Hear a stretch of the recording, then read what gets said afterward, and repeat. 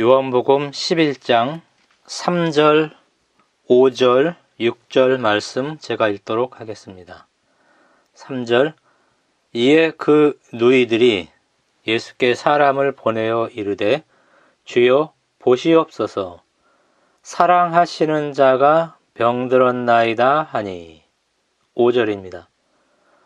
예수께서 본래 마르다와 그 동생과 나사로를 사랑하시더니. 6절. 나사로가 병들었다 함을 들으시고 그 계시던 곳에 이틀을 더 유하시고. 특별한 안식처가 없는 예수께서는 예루살렘을 방문할 때 종종 예루살렘에서 2.8km 정도 거리에 있는 베다니를 거점으로 사용하셨습니다. 공관복음서에 이 기록이 나옵니다. 아마 그곳에 있는 나사로의 집에서 휴식을 얻으셨을 것이 분명합니다. 나사로와 마리아와 마르다가 같이 살았다는 언급은 없지만 최소한 같은 마을에 살았을 것입니다. 예수께서 특별히 사랑하시는 사람들이었다고 5절에 나옵니다.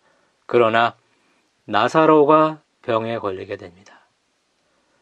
지금 예수께서는 요단강 건너에 있는 베다니에 있었습니다. 예수께서 신성을 드러내시자 유대인들이 돌로 쳐서 예수를 죽이려고 했습니다. 8장 44절, 59절, 10장 31절, 39절에 나옵니다. 예수께서는 그들을 피해 요단강 건너에 있는 베다니에 머무르고 계셨습니다. 마리아, 마르다, 나사로, 그들이 사는 유대의 베다니에서 나사로가 병들어 죽게 되었다는 소식이 옵니다. 두 자매는 나사로가 병들었다는 소식을 들으면 오빠가 죽기 전에 예수께서 즉시 오셔서 고쳐주실 것을 기대하고 있었습니다. 예수께서 얼른 가서 나사로의 병을 고쳐주어야만 했던 상황이었습니다. 이 사건을 제외하고 복음서에서 예수께서는 병든 사람이 치유를 요청할 때 단 한 번도 거절한 적이 없습니다. 예수께서는 고의로 이틀을 더 지체하셨습니다. 예수는 두 박자 늦은 분 같습니다. 일의 선우와 경중을 분별하지 못하는 분처럼 보입니다. 이해할 수 없는 일이었습니다. 왜냐하면 나사로는 예수께서 사랑하시는 사람이었기 때문입니다. 5절에 예수께서 사랑하시더니, 여기 사랑하시더니는 지속적 미완료입니다. 지금도 계속 사랑하고 있다는 뜻입니다. 나사로가 죽은 뒤에 예수께서 베다니에 도착했을 때 유대인들이 그것을 인정했죠. 36절에 보라 그를 어떻게 사랑하였는가. 기별을 전달하는 자가 예수께 소식을 전할 때 말했죠. 주여 보시옵소서. 당신을 사랑하는 자가 병들었나이다. 이렇게 말하지 않았어요. 주여 보시옵소서. 당신이 사랑하시는 자가 병들었나이다. 이렇게 말을 했습니다. 그분께 대한 우리의 불완전한 사랑이 아닙니다. 우리에게 대한 그분의 완전한 사랑입니다. 예수께서 사랑하는 사람도 병들었습니다. 예수께서 사랑하는 사람도 병들어 죽기도 한다는 것을 우리는 기억해야만 하는 것입니다. 이 예수의 지체는 인간적인 관점에서 보면 도리에 어긋납니다. 제자들도 이해할 수가 없었습니다. 결국 나사로는 죽게 됩니다. 왜 예수께서 사랑하는 나사로를 죽게 내버려 두실까요? 마리아, 마르다, 제자들, 그들은 고뇌에 빠집니다. 예수께서 나를 사랑하신다면 왜 나에게 지체하시는가요? 우리의 고민이기도 합니다. 예수께서는 특별한 목적이 있었습니다. 이 사실은 나사로를 사랑하기 때문에 지체하셨습니다. 요한복음에서 예수께서는 어떤 일의 시기를 항상 당신이 원하는 때에 결정하십니다. 가나의 혼인잔치에서 포도주가 떨어진 난처한 상황에서 마리아의 부탁을 일단 거절하시죠. 그러나 그 후에 그 요구를 들어주셨습니다. 초막절에 예수의 형제들이 예루살렘에 올라가라고 권고할 때 거절하십니다. 그러나 그 후에 적당한 시기에 예루살렘에 올라갔죠. 7장에 나옵니다. 침례 요한이 옥에 갇혔다는 소식을 듣고도 거기 가지 않았습니다. 그를 위해서 어떤 이적도 행하지 않고 요한이 죽게 내버려 둡니다. 여기 11장에서도 예수께서는 이틀을 지체하십니다.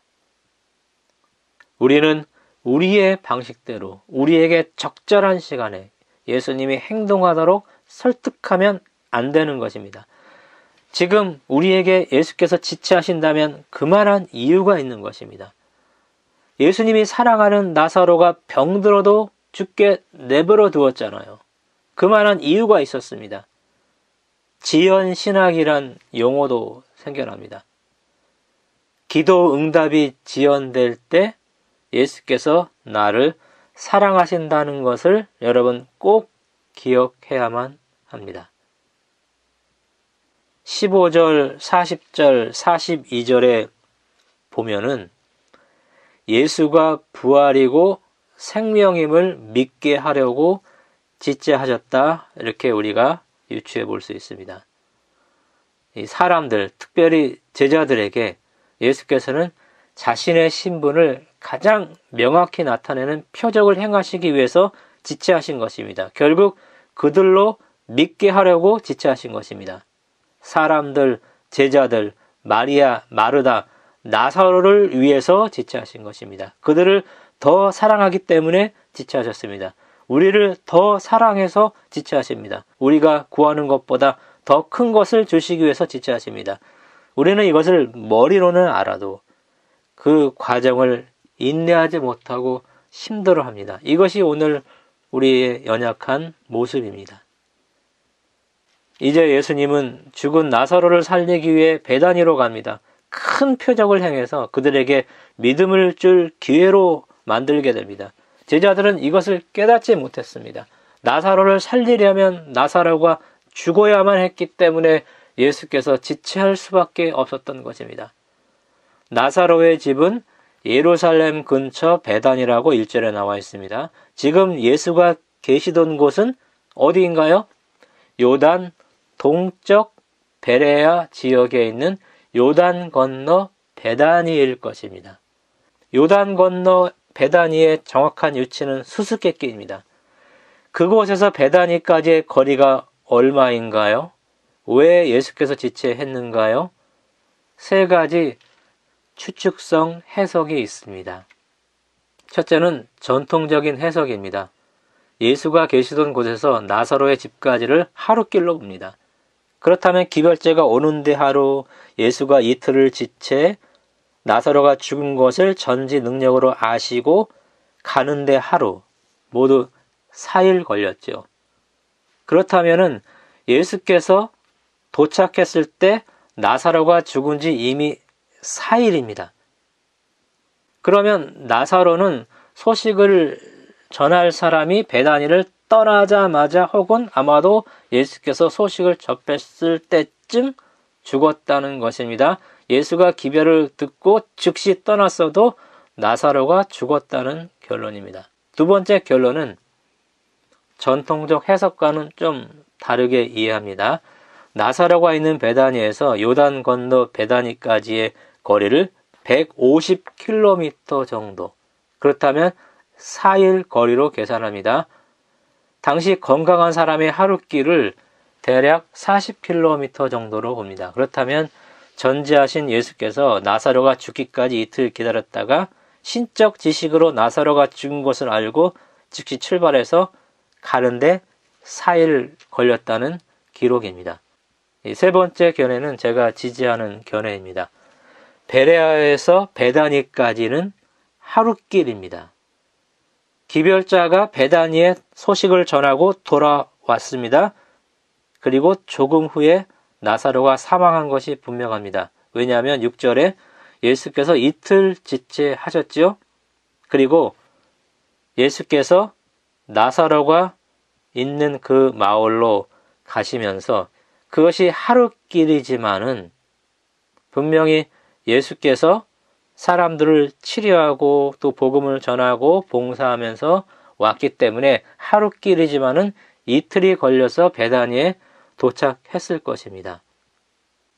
21절과 32절에 보면은 주께서 여기 계셨더라면 나사로가 죽지 않았을 것이라는 마르다와 마리아의 말로 보아서 기별자가 베다니로 돌아온 후에 나사로가 사망한 것이 분명하기 때문인 것입니다. 우리는 어떤 해석을 수용하든지 예수께서 이틀을 지체하신 것은 분명합니다. 이 기다리는 마리아와 마르다, 또 제자들은 예수의 지체를 이해하지 못하고 실망하게 됩니다.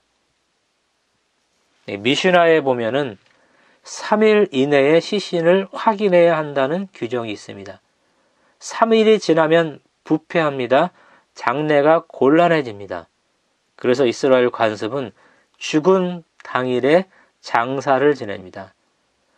당시 유대인들은 죽은 사람의 영혼이 3일 동안 시체가 부패하기 전까지 시체를 떠나지 않고 몸에 들어가서 소생할 기회를 찾다가 시신이 부패하기 시작하면 그 영혼이 떠난다는 이런 생각을 가지고 있었습니다.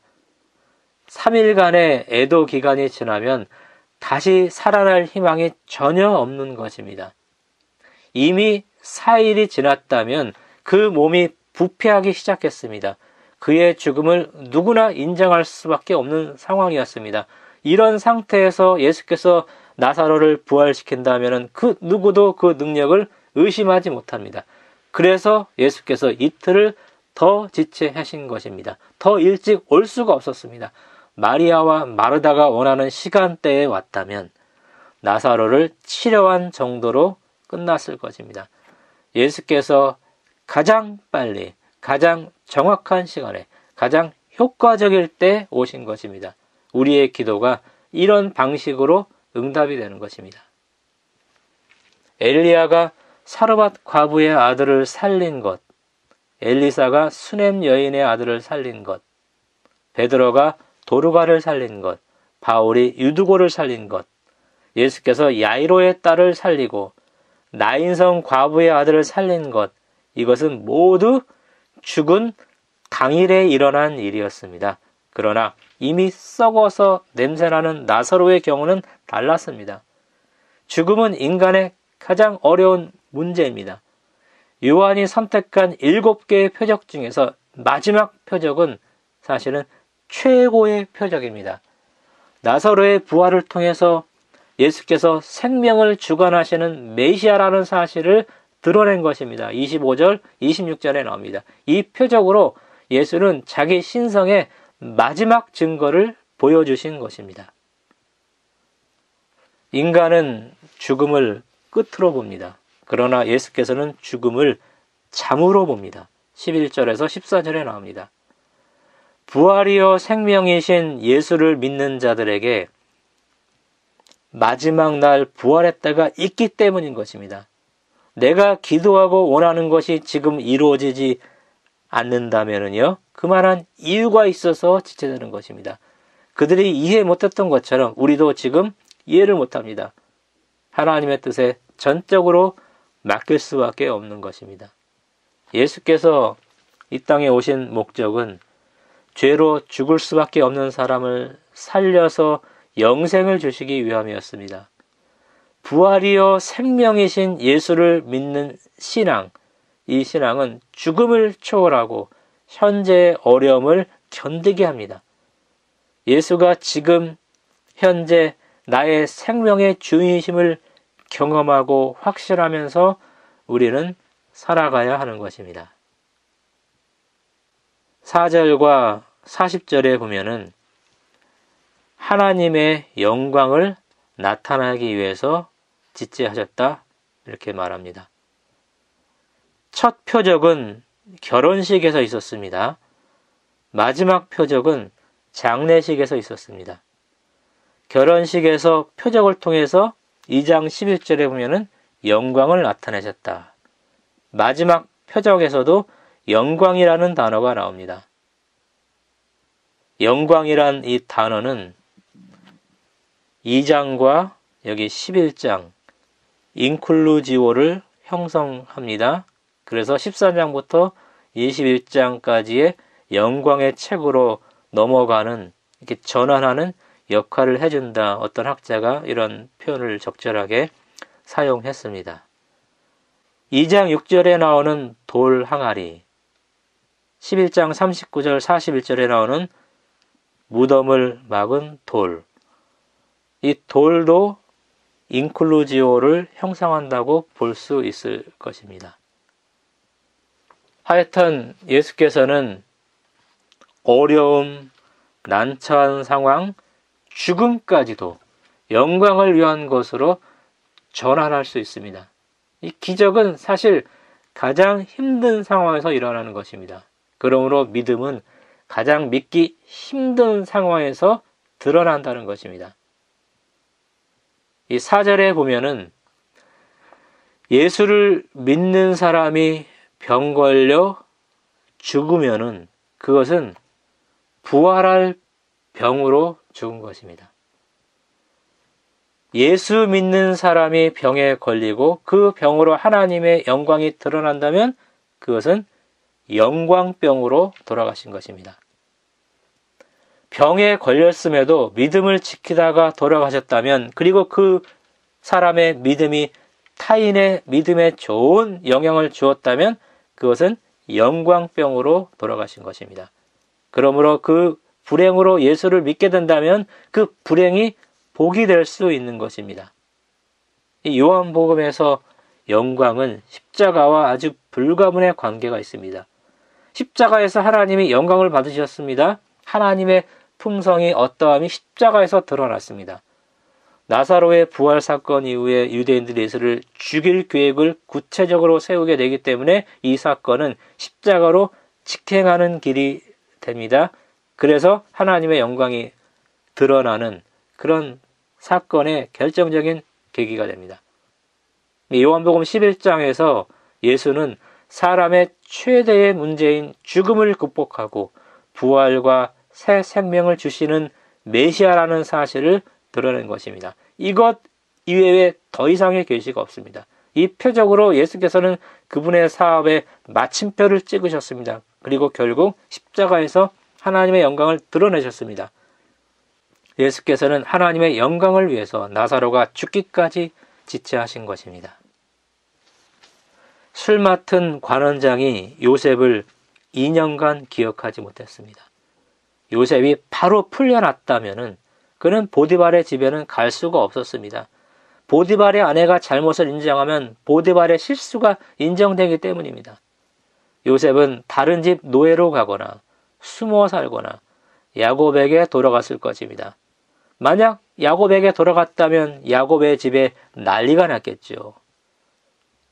하나님은 당시 최고의 문명 국가이며 최강국인 이집트 총리로 요셉을 준비시킨 것입니다. 요셉은 감옥에서 2년 동안 분명히 고위 관리들을 수발합니다. 그들의 하소연을 들어주면서 최고의 고급 정보와 비밀을 알았을 것입니다. 외교, 군사, 정치, 경제, 그는 모든 것을 거기서 알게 되었을 것입니다. 그는 또한 문제와 대안까지 가지고 있었을 것입니다. 이미 10년 동안 보디발의 집에서 인간관계, 재물관리, 인사배치 등을 경험했습니다. 지금처럼 청문회가 있었다면 요셉은 넉넉히 그 청문회를 통과했을 것입니다. 결국 창세기 41장 32절에서 36절에서 있는 것처럼 바로의 꿈을 해몽하고 그 대안까지 제시하면서 애굽 총리가 됩니다. 하나님께서 그를 애굽 총리가 되게 하시기 위해서 2년간 감옥에서 지체하신 것입니다. 어떤 대학생이 있었습니다. 믿음이 좋았습니다. 꿈도 많았습니다. 머리도 좋았습니다. 그가 대학 졸업할 때쯤 몸에 이상이 생깁니다. 온몸에서 기운이 빠지고 모든 일에 의욕을 잃어가는 병이었습니다. 이 병은 저 병은 다녔지만은요, 정확한 병명을 찾아내지 못했습니다. 나중에 병명이 밝혀졌는데 근육 무력증이었습니다. 아직 새파란 학생, 그것도 예수님을 잘 믿는 학생이 이 불치병에 걸린 것입니다. 연필마다 들 힘이 없을 정도로 악화됩니다. 이제 자연히 방 안에 처박혀서 누워있으면서 매일매일 그는 하나님께 고쳐달라고 간절히 기도했습니다. 하나님은 입을 다문 채 가만히 계셨습니다. 조금 기운이 나면 책을 겨우 들고 읽기 시작했습니다. 그의 집에 찾아오는 그 동료 학생들에게 그는 성경을 가르칩니다. 조금 더 기운이 나면 일어나서 신문을 읽고 중요한 내용을 스크랩합니다. 이렇게 5년이란 세월을 보냈습니다. 5년이 차갈 무렵 하나님이 기적적으로 그를 고쳐주셨습니다. 1980년에 그는 500만 원으로 사업을 시작합니다. 의류업계 중에서 가장 큰 기업으로 그가 성장하게 됩니다. 병에 걸리고 10여 년이 지난 다음에 그는 그 캄캄한 터널 같은 고통스러웠던 5년을 돌아보면서 우리라는 잡지에서 그는 이렇게 썼습니다. 왜 하나님께서 이러한 불필요한 것처럼 보이는 어려운 상황을 주셨을까 생각해 보았습니다. 제가 미처 모르는 사이에 하나님께서는 저에 대한 계획을 갖고 계셨다는 것과 그 일을 위해 저를 준비시켰음을 곧 깨닫게 되었습니다.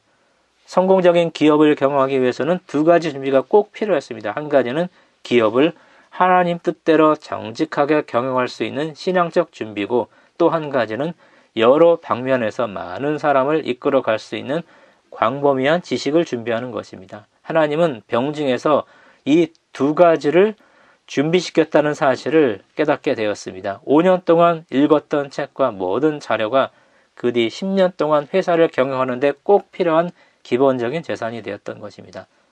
질병도 그것이 죄로 말미암지 않았다면 하나님의 귀한 은혜인 것을 다시 한번 깨닫고 있습니다. 하나님이 주신 모든 것은 귀한 것입니다. 그것이 질병이든 그것이 실패든 성공이든 하나님이 주신 것이면 그것은 귀한 것입니다. 장애물은 하나님의 뜻 안에서 훌륭한 기회가 됩니다. 이렇게 그는 기록했습니다.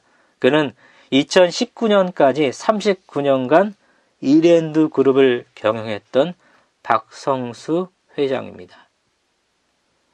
때때로 예수께서 지체하신다면 그것은 첫째, 예수께서 나를 사랑하시기 때문입니다. 두 번째, 나에게 훨씬 더 영광스러운 응답을 주기 위함입니다. 세 번째, 사람들이 부활이요 생명이신 예수를 믿도록 지체하신 예수께서는 지금 나의 믿음을 굳건히 하기 위해서 지체하십니다. 마지막 네 번째, 하나님의 영광을 나타내기 위해서 지체하시는 것입니다. 하나님이 나에게 지체하실 때 이런 하나님의 뜻들을 묵상하시면서 인내하시면서 하나님이 준비시키는 그 기간, 지체하는 그 기간을 성공적으로 잘 이겨내시는 우리 모든 성도 되길 바라면서 말씀 마치겠습니다.